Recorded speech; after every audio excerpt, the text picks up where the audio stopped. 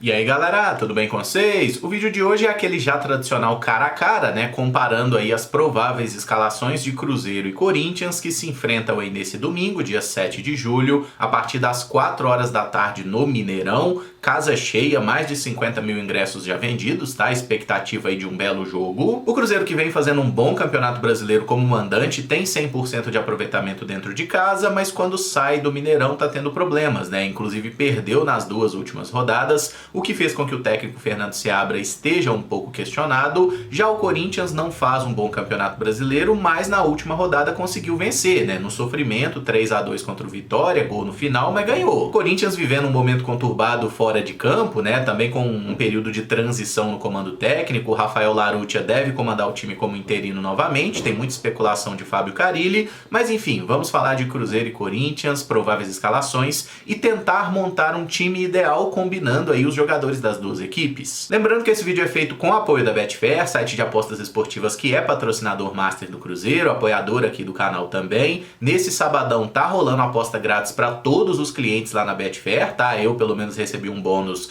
de R$ 2,50 e tem também um bônus de R$ 5,00 para apostar no jogo do Brasil nessa noite contra o Uruguai. Você pode apostar no Brasil, no Uruguai, do jeito que você quiser. Caso você ainda não tenha conta ativa na Betfair, pode entrar pelo link da descrição, fazer o cadastro que é super simples e rápido e você receberá um bônus de até R$ 600, dependendo do resultado das suas apostas. A oferta é um pouquinho complexa, mas ela é muito interessante e vantajosa, tá? Basicamente é o seguinte, você fez aí o seu cadastro, beleza, colocou ali um valor que vai ser o seu montante para fazer as apostas. A primeira aposta que você fizer no dia, você vai botar ali R$ 15 em um resultado qualquer, em um jogo do dia. Se você ganhar essa aposta, ganhou. Se você perder essa aposta, e pode ser múltipla inclusive, tá? Você perdeu a aposta, a Betfair te dá R$ 15 de bônus no dia seguinte. Isso acontece por 40 dias consecutivos. Se você perder 40 apostas seguidas, que chega nesse valor de bônus de R$ 600.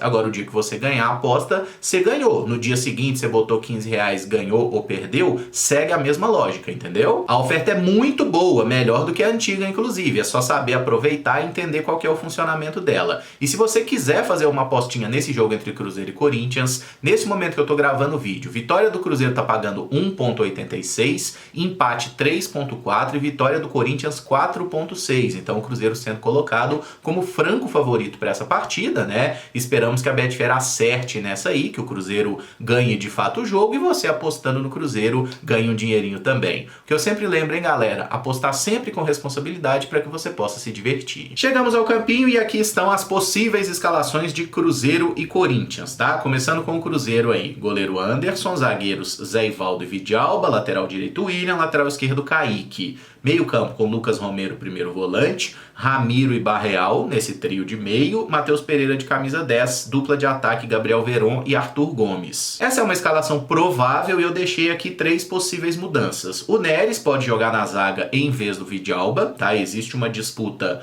por posição entre os dois, por uma questão de coerência, né, pelo que o Fernando Seabra fez quando justificou a escalação do Neres na partida contra o Flamengo, nesse jogo sem o João Marcelo, faz sentido que jogue o Vidalba. Uma outra posição que eu considero dúvida é aqui na lateral esquerda, entre Kaique e Marlon. O Kaique jogou muito mal contra o Criciúma, pode ser que perca a posição para o Marlon, que também é um bom lateral esquerdo. E aqui no meio campo eu tirei o Lucas Silva, porque ele foi substituído no intervalo, o Fernando Seabra falou que ele estava com desgaste, mantive o Ramiro. Acredito que o Barreal volte a jogar como titular. É uma mudança que faz todo sentido quando se considera o adversário, o contexto da partida, a péssima fase de Ramiro e de Lucas Silva, né? E o fato de jogar um dos dois, eu já acho que vai melhorar o meio-campo, né? Os dois juntos têm sido extremamente problemáticos. Então eu botei o Ramiro como titular e o Lucas Silva como reserva. Pode ser que comece o Lucas, tá? E o Ramiro fique no banco. O que eu acho que não pode acontecer, por favor, Fernando Seabra, é jogar de novo Ramiro e Lucas Silva como titulares juntos, porque não tá dando certo. E no ataque, o mais provável é que sejam mantidos Gabriel Veron e Arthur Gomes, até porque o Arthur Viana, que é o único centroavante que o Cruzeiro tem à disposição no momento, né, um jogador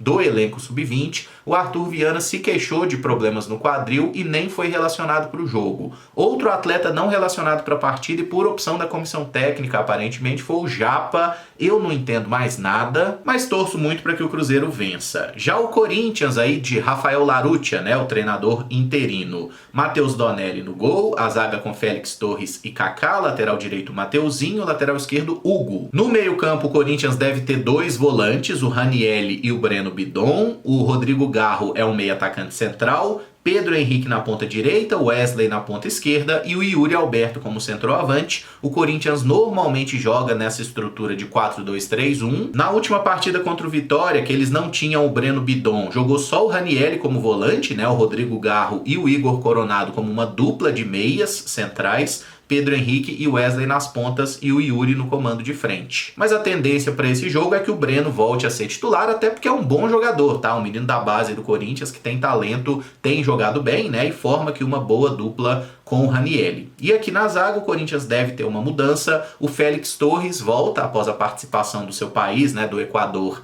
na Copa América. Ele é o zagueiro titular aqui pelo lado direito. Com isso, o Gustavo Henrique deve ir para o banco. Então existe uma certa dúvida, Gustavo Henrique ou Félix Torres, ou até mesmo o Kaká, né, um jogador que a gente conhece bem, formado aqui no Cruzeiro. Existe essa disputa na zaga, mas a dupla mais provável é Torres e Kaká. E o Igor Coronado que eu botei aqui, ele deve ir para o banco, mas existe uma certa disputa entre Coronado e Pedro Henrique, né? O Coronado, inclusive, jogou algumas partidas já como esse meia aberto pela direita, é um jogador de bons recursos técnicos aí. O Pedro Henrique já é um jogador de mais velocidade, ele é mais ponta, e o Igor Coronado é mais meia. Então essa é uma dúvida que o Corinthians deve levar até o apito inicial. Perfeito? Mas vamos tentar montar então, com esses 22 que eu botei no campinho aqui, vou tirar as dúvidas aqui, tá certo?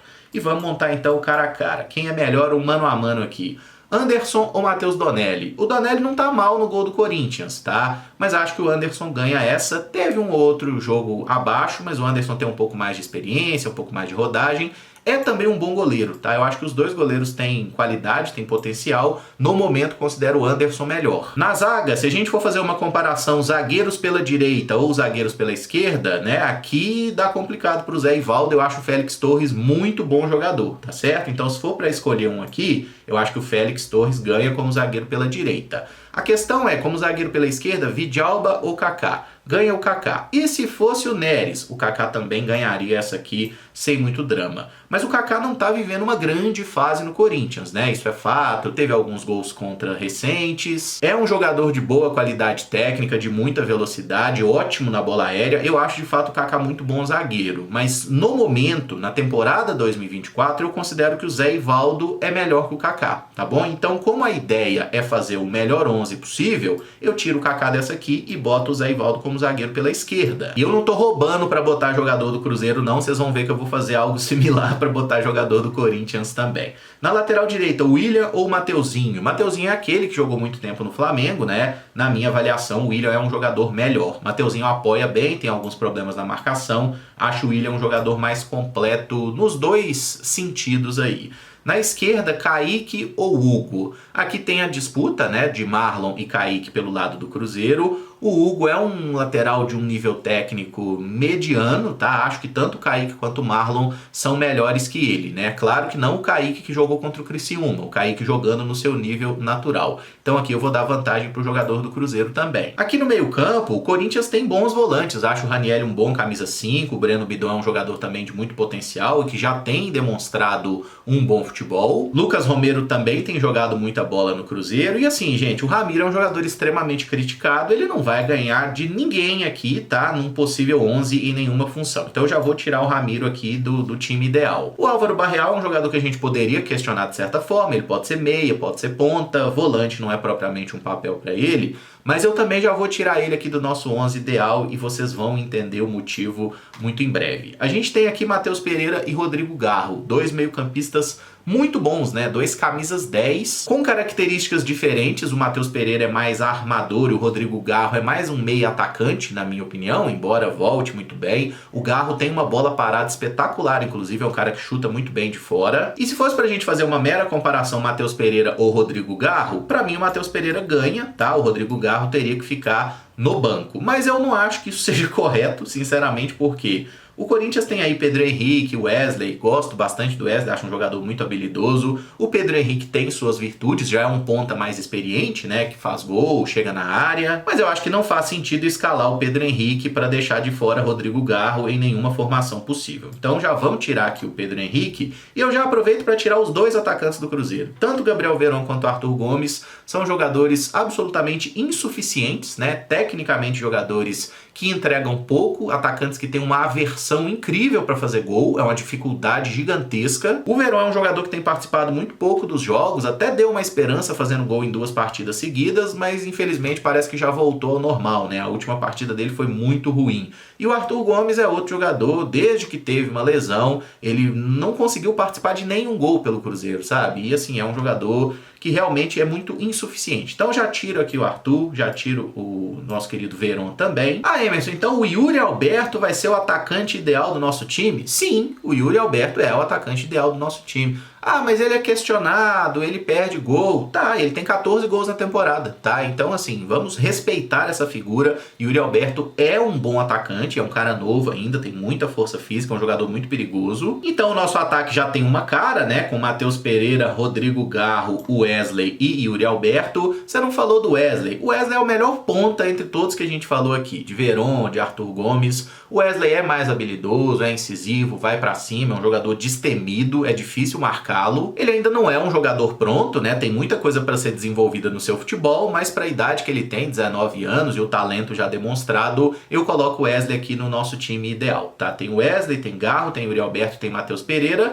Ficou a dúvida aqui no meio-campo, entre Ranieri, Lucas Romero e Breno Bidon. E quem acompanha o canal sabe que eu raramente uso esse argumento da experiência, mas nesse caso especificamente eu vou acabar botando, tá? Porque eu acho que o Lucas Romero entre os três é o melhor volante que a gente tem aqui, então o Lucas Romero joga. Ficaria entre Breno Bidon e Ranieri. O Ranieri é um jogador mais provado em Série A de Campeonato Brasileiro, com a camisa do Cuiabá e tudo mais. É um bom volante, tá? Então o Breno Bidon é bom, mas eu montaria o time aqui com Romero e Ranieri. Então, um time ideal, combinando aí as escalações de Cruzeiro e Corinthians, teria o goleiro Anderson, a zaga com Félix Torres e Zé Ivaldo, lateral direito William, lateral esquerdo Kaique, meio campo com Lucas Romero e Ranieri, Rodrigo Garro, Matheus Pereira e Wesley como meio atacantes e no comando de frente Yuri Alberto. No cômputo final ficaram aqui 6 jogadores do Cruzeiro e 5 jogadores do Corinthians. Eu acho que é bem equilibrado mesmo o confronto, tá? O Cruzeiro, por jogar em casa, é de certa forma favorito, mas não vai ser um jogo simples. Esperamos que o Cruzeiro consiga manter o 100% em casa. O Cruzeiro precisa muito disso e o Fernando Seabra também. Tá montado então o time ideal combinando as escalações de Cruzeiro e Corinthians. Se você gostou, deixa o like, se inscreve no canal caso ainda não seja inscrito, usa os comentários para dizer o que concorda, o que discorda, vamos trocar uma ideia.